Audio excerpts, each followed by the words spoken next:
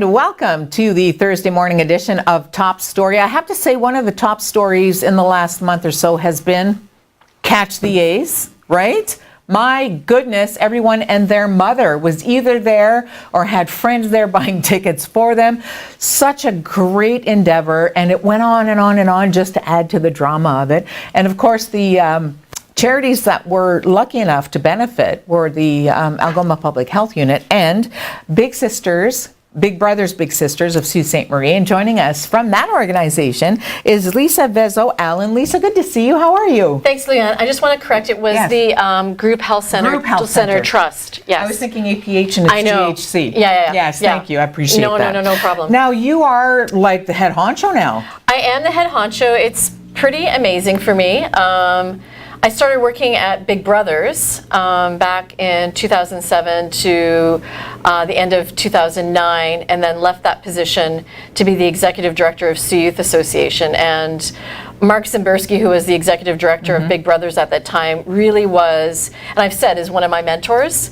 And I feel like I've come full circle. So, left Big Brothers to pursue executive director positions, and now I'm back to run back home, and it's just amazing. And I'm so glad that the amalgamation has taken place, and now it's Big Brothers Big Sisters, and that happened in 2013. So it just really it still gives me tingles. Yeah. So, and I remember when it was Big Brothers, Big Sisters, because I interviewed Mark. And at the time when the amalgamation was first being suggested, and then when it happened, there was a little tentativeness there. But it's a good thing. It's a good thing. And we were, I think, one of only 3 or 4 organizations across Canada that were still separate.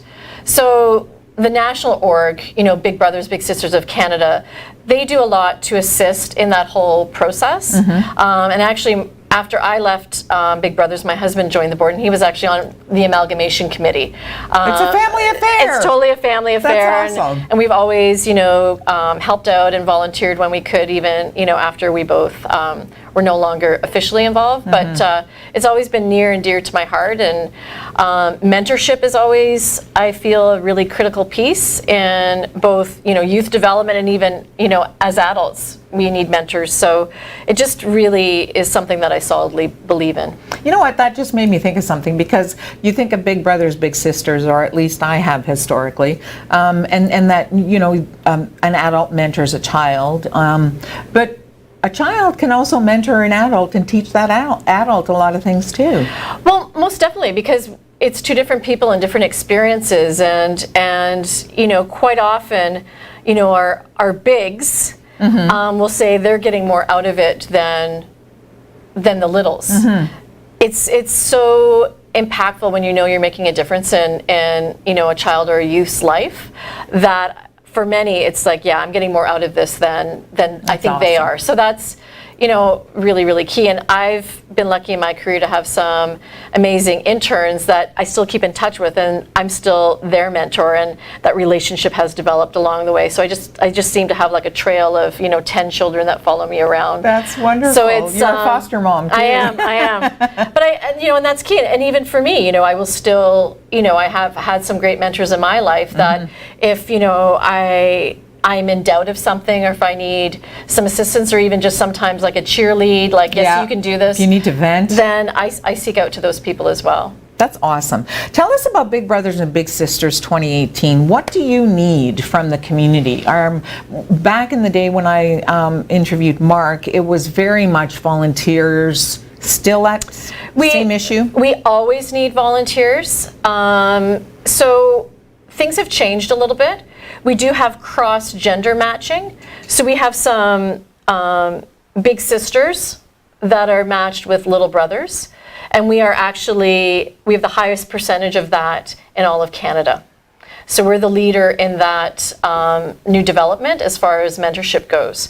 We currently have 15 little brothers on the wait list, and there's always been that issue that we always have more little brothers on the wait list than little sisters, hence the cross-gender matching, because we had big sisters that were waiting to be matched with a little sister, and we're like, hey, and I'm the mother of 3 sons. Right. So I think I would be a better match with a boy, because I do boy stuff. And a mentor is a mentor is a mentor. Is a mentor. So, that's one way that we've definitely assisted with that wait list.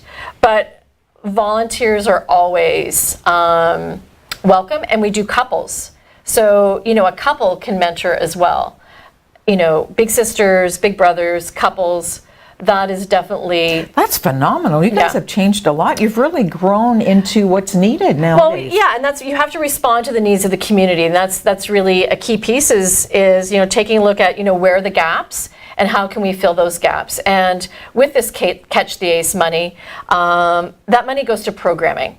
So it is because they're lottery proceeds, they have very specific directions that we can do with that funding pot. So we will be expanding our programs. We want to do after school programming. We want to ignite again the Big Bunch program. I was really active in Big Bunch, so that's group activities. Okay. So some kids don't want a one-on-one match. Some of them would rather do activities together as a group. Like a hockey game? Is that Well, we did everything. We would do movie nights. I would take them to the art gallery for art lessons. My little arts background, I used to torture them with that. Some theater. Oh, so you yourself would take a group? Yeah, but I with see. volunteers. Right. So that's another, we're going to be hopefully reviving that, and that's other key piece with being able to expand. And what do we need from the community? So we definitely need volunteers, and we still will be actively fundraising in the community. And I think that's a really good point to bring up, because Catch the Ace was so big and Enormous. I know we were chatting before. Like a gift. Yeah, I know how grateful you are. Oh. It's just such a lovely gift, $844,000. But it's segregated. So the fundraising has to continue. So in nonprofit lingo, Yes. Those would be considered restricted funds. And then you have your unrestricted funds, which are through like event-based fundraising, direct donations if they're not designated. So the Catch the Ace pot of money is restricted to our charitable mandate. So providing direct programming, and it will cover those sorts of expenses. You still need to pay for your internet, your utilities. Keeping the lights on. Yeah, insurance, staff, health benefits, keeping the lights on, things like that. That money cannot be used because that's operations. So operations, and that's where you see a lot of nonprofits struggle, because everything that we do is free. We have no fee for service. There is no charge to be in our program. It's absolutely free. That's phenomenal. So with that, it changes your revenue model. So for many smaller nonprofits, and even though we have this big pot of money, we're still a smaller nonprofit. You still need to get funding and revenue for your operations, because you need somebody to oversee and pay bills and do all of that sort of thing and organize. So that's, when the community will be like, well, why are they still fundraising? Right. We're fundraising for a very specific purpose, which is operations. Now, with regards to the money that you got, is there a guideline that you receive? So there is. So with any charity that has a license. Now, we weren't named on this license. We were a benefit that's of, right. but we're a charity named on the license. So the city licensing gives you a list of what you can and cannot, what you can spend the money on. Now, because this funding is coming via Ontario, there will be some flexibility with that, but it directly has to impact our stakeholders, which are our bigs and our littles, and our programming. So, and I mean, I think that's really important. Yeah. Because this is money that, has come to us from the generosity of our community, very generous community, and they need to know that it's directly impacting kids in Sault Ste. Marie, and it's staying in Sault Ste. Marie, and it will be used solely for the benefit of the kids that we serve. And I think it's important to focus on that. Just, as you're recruiting for volunteers, as, you're looking for sponsorships or whatever it may be, that's the bottom line, right? There is a kid out there who just needs somebody to hang out with. Very true. And with with the Catch the Ace money, right now we have about 85 children that we're serving, children and youth. We would like to expand that to 500. Wow. And we know that there's 500 kids out there. So it's really about being located in those high need neighborhoods. It's being able to have more program staff that can help facilitate programming with kids. And that money will help with that.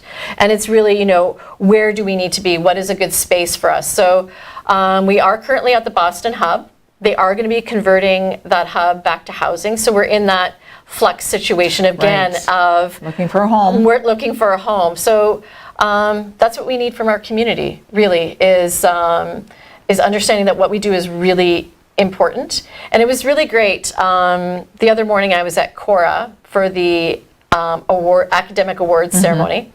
And my son got a couple of awards, which was very exciting. Oh, awesome. But and you had everything to do with that. You have to take credit now. I'm taking full credit. Aiden, my bestest buddy, my middle kid, got 2 awards, which was really fantastic. But a couple of the names and a couple of the kids that got up for academic awards are littles. And for me, it was really, really fulfilling. So these are kids that are, achieving academically, achieving in their school, and doing so well. And for me, it just was like, That's why you get out of bed every morning. Because education is key.